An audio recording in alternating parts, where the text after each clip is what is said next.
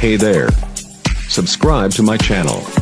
And also press this bell icon. So you never miss any new updates. इस कार्यक्रम में विशेष मार्गदर्शन प्रदान कर रहे हैं 12 आश्रमों के महंत श्री राम स्वरूप साहब जी। उनको व्यास गादी विशेष धन्यवाद देती है। ताली बजाकर उनका अभिनंदन करें।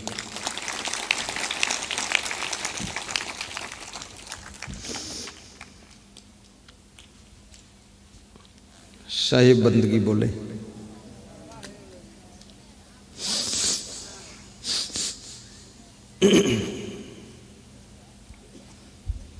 शुभारंभ करूं।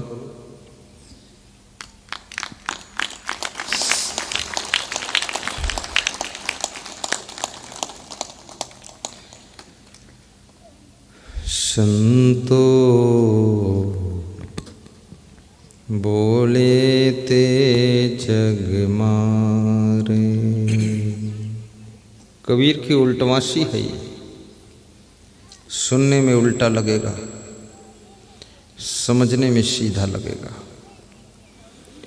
संतो बोले ते जग मारे। संतो बोले ते जग मारे। अन बोले ते कैसे बनी है। अन बोले ते कैसे बनी है। शब्द ही कोई ना विचारे। संतो बोले ते जग मारे। संतो बोले ते जग मारे। पहिले जन्म पूत का भयऊ। बाप जनमिया पाछे। बाप पूत की एक नारी। ये अचरज कोई काछे। संतो बोले ते जग मारे। संतो बोले ते जग मारे।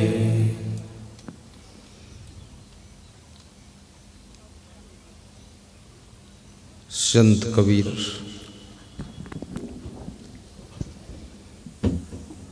एक बार मौन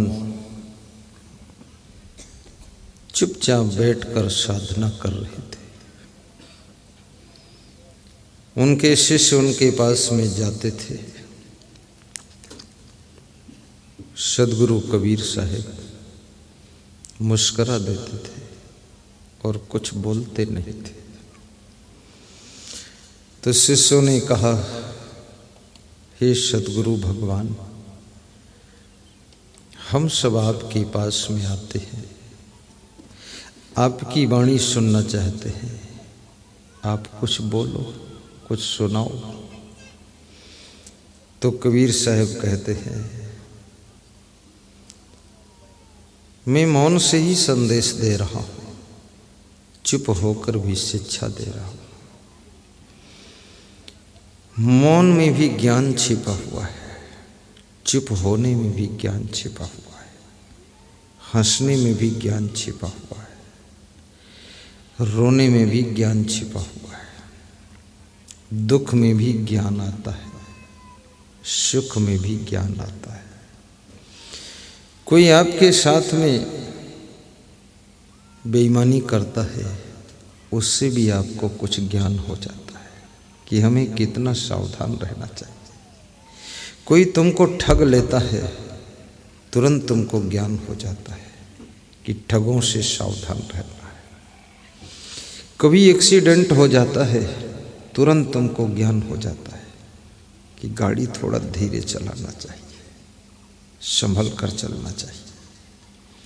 जब बीमार हो जाते हो तो भी तुमको ज्ञान हो जाता है कि रात में दही नहीं खाना चाहिए, सुबह खाना चाहिए। तुम्हारी पत्नी जब रूठ जाती है, तुरंत तुमको ज्ञान हो जाता है कि थोड़ा पत्नी से बात नहीं लड़ाना चाहिए, कुछ कहती है सुन लेना चाहिए। अब रूठ गई, अब क्या करूं। और कितने घरों में पत्नियां रूठ जाती हैं, सुबह रूठती हैं, शाम को फिर खुश हो जाती है। और जो सुबह रूठ जाए, शाम को खुश हो जाए, वो नारी समझदार नारी है। और जो सुबह रूठ जाए और 1 साल तक रूठी रहे, वो तो फिर भारी ना समझ है। 1 साल में तो घर बिगड़ जाएगा, घर वाला भी बिगड़ जाएगा।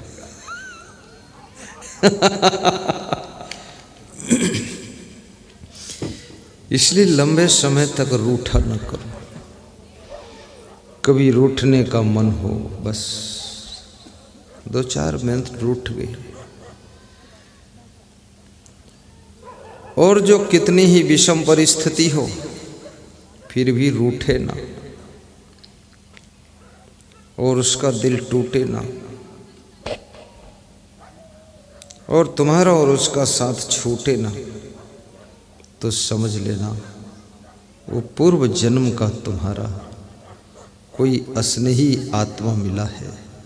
चाहे वो पत्नी के रूप में मिला हो, चाहे पति के रूप में मिला हो, चाहे शिष्य के रूप में हो, गुरु के रूप में हो, पिता भाई देवरानी जेठानी सास ससुर समधी लमधी के रूप में हो, किसी भी रूप में हो। लेकिन जो कितनी ही विकट परिस्थिति हो, कितना ही संघर्ष हो, कितनी ही दुख हो, कितनी उलझने हो, फिर भी जिसका मन रूठे ना और दिल टूटे ना और साथ छूटे ना, तो समझ लेना वो पूर्व जन्म का तुम्हारा खास आत्मा कोई संग में आ गया है। अब उसके साथ को निभाते रहना।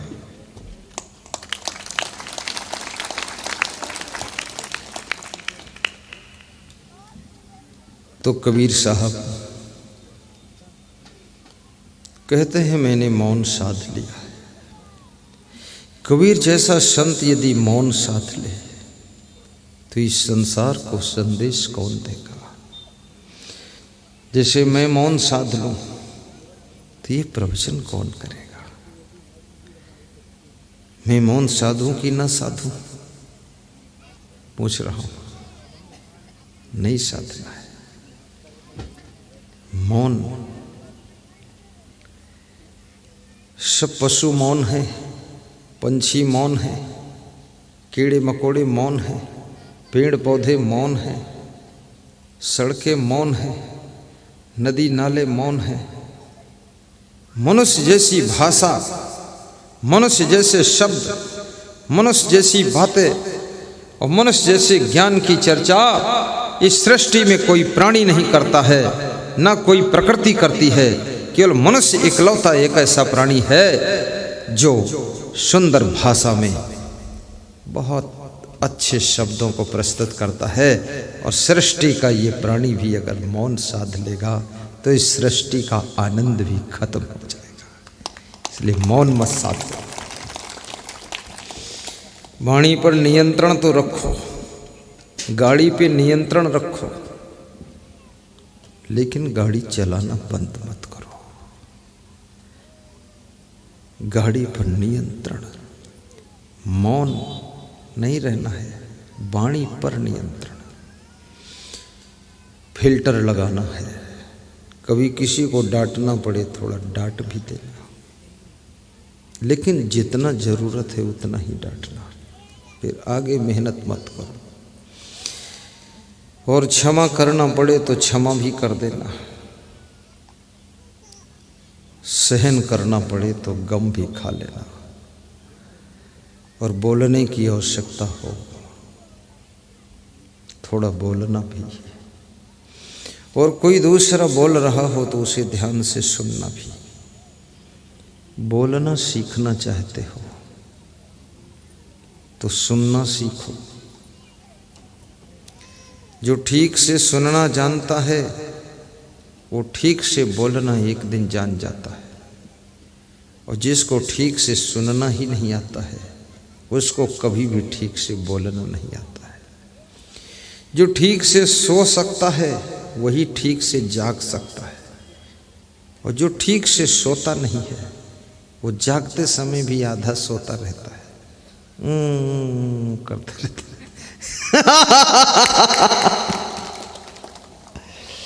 इसलिए ठीक से जागने के लिए ठीक से सोना जरूरी है। और ठीक से सोने का अर्थ ही नहीं कि 10 घंटे सोना, नहीं, 7 घंटे में नींद पूरी हो जाती है। 7 घंटे के बाद स्वप्न अवस्था प्रारंभ होती है। अगर 8-9 घंटे सोते हो तो सपने शुरू हो जाएंगे। किसी किसी की नींद 6 घंटे में भी पूरी हो जाती है। लेकिन यदि आपका शरीर स्वस्थ है तो 7 घंटे चाहिए। परंतु जो 17 घंटे सो रहे हैं, 15 घंटे सो रहे हैं, जितने घंटे मिलते उतने घंटे सो लेते हैं, उनके सोने का कोई प्रतिबंध नहीं है। एक सज्जन कह रहे थे जितना टाइम मिलता है उतना पूरा सो लेता हूँ। तो मैंने कहा कितना मिल जाता है? बोले रात में तो 8 घंटे और दिन में भी 4 घंटे। तो मैंने कहा उसका रिजल्ट क्या आया? बोले फैक्ट्री चल रही थी, बंद हो गई। तो मैंने कहा और दूसरा रिजल्ट? बोले पहले हमारे पिताजी दूसरों को पैसा बांटते थे, ब्याज आता था, अब हम दूसरों से कर्जा लेकर ब्याज दे रहे हैं, बस यही रिजल्ट है। सोते रहो। तुम ज़्यादा सोओगे तुम्हारी फैक्ट्री सो जाएगी, ज़्यादा सोओगे पूरा घर सो जाएगा, घर वाले सो जाएंगे, और ज़्यादा सोओगे बिजनेस भी सो जाएगा, और ज़्यादा सोओगे तो याद रखना ये दिमाग भी सो जाएगा। तुम्हारा शरीर जागेगा फिर भी ये दिमाग सोता रहेगा, फिर तुम जिंदगी में किसी भी क्षेत्र में सफलता नहीं पा सकोगे। इसलिए बहुत मत सोना। लेकिन कुछ लोग कहते हैं हमको नींद ही नहीं आती है, उनकी समस्या है। तो उनसे पूछो नींद क्यों नहीं आती है? बोले यही पता होता तो आपके पास क्यों आता। नींद नहीं आती है। नींद क्यों नहीं आती है? आपके मन में कोई चिंता है इसलिए नींद नहीं आती है। आपके मन में कोई भय है इसलिए नींद नहीं आती है। भय भरा हुआ है। आपके मन में कोई घबराहट है इसलिए नींद नहीं आती। आपको भविष्य सुनहला नहीं दिख रहा है, भविष्य अंधकार में दिख रहा है, इसलिए नींद नहीं आती। आपकी बेटी और आपके बेटे सही लाइन पर चल नहीं रहे इसलिए आपकी नींद नहीं आ रही है। आप अपने बेटे और बेटियों का विवाह टाइम पर नहीं कर पा रहे इसलिए आपकी नींद उड़ गई है। आपका बिजनेस ठीक नहीं चल रहा है इसलिए नींद नहीं आ रही है। और याद रखना आपके गुरुजी आने वाले हैं इसलिए भी आज नींद नहीं आ रही है, खुशी में भी नहीं आती है।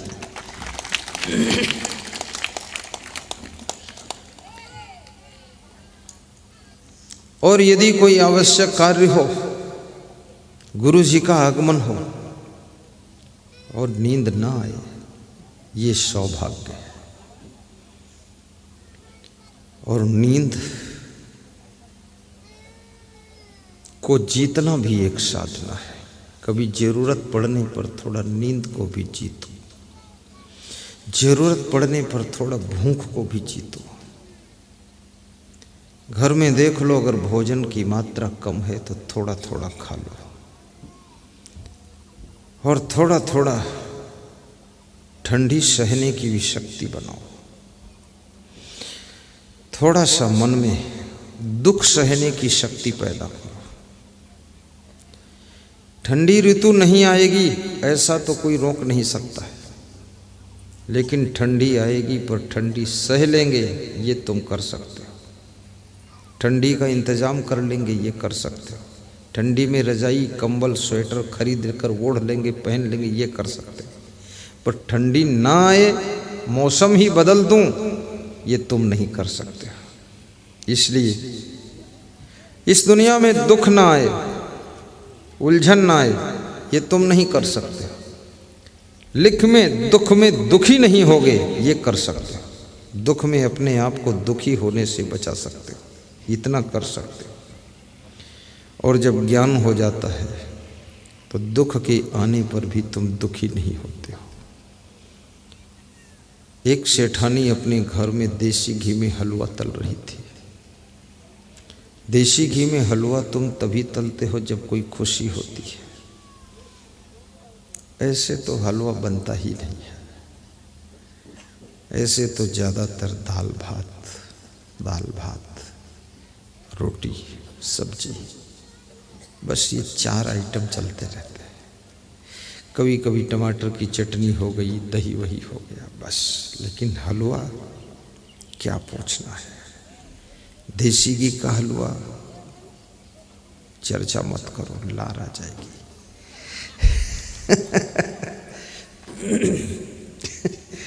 सेठानी देसी घी में हलवा तल रही थी और खुश हो रही थी। द्वार पर बैठे हुए उनके पति सेठ जी रो रहे थे, दुखी थे। पत्नी खुश है और पति दुखी है। पिताजी दुखी हैं, पुत्र खुश है।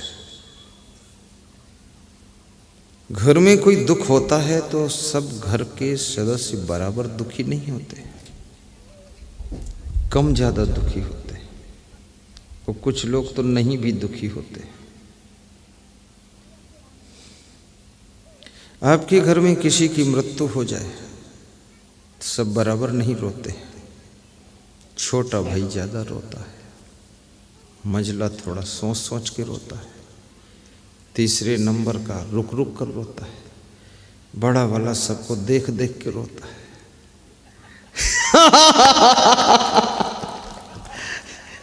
ये बहुत विचित्र बात है बाबा। वो भी सोचता है सब रोते हैं और मैं देखता हूं तो मैं भी रोऊं, अकेला मूर्ख बैठा हूं। उसके समझ में नहीं आता है कि रोने वाले इतने लोग आखिर ये समझदार तो है कुछ, और मैं अकेला नहीं रो रहा हूं। वो भी रोने लग जाता है। जहां सब हंस रहे हों तुम्हारे हंसने का मन नहीं है फिर भी हंस दोगे, और जहां सब के सब रो रहे हों तुम्हारा रोने का कोई इंतजाम नहीं, तैयारी भी नहीं रोने की मैं रोऊंगा। लेकिन जहां सब रो रहे हैं तो तुम्हें भी रोना आ जाता है, तुम भी साथ में सहयोग करते हो, रो लेते हो। मनुष्य का मन किसी की भी खुशी से भी प्रभावित होता है, दुख से भी प्रभावित होता है, और किसी की सफलता से भी प्रभावित होता है। और मनुष्य का मन, याद रखना, आसपास वालों से, उनके क्रियाकलापों से, उनके स्वभाव से, उनके विचारों से, वाणी से भी प्रभावित होता है। तुम्हारे साथ में यदि कोई आलसी रहता है तुमको पता भी न चलेगा, 1 महीने में तुम भी आलसी धीरे धीरे बन जाओगे।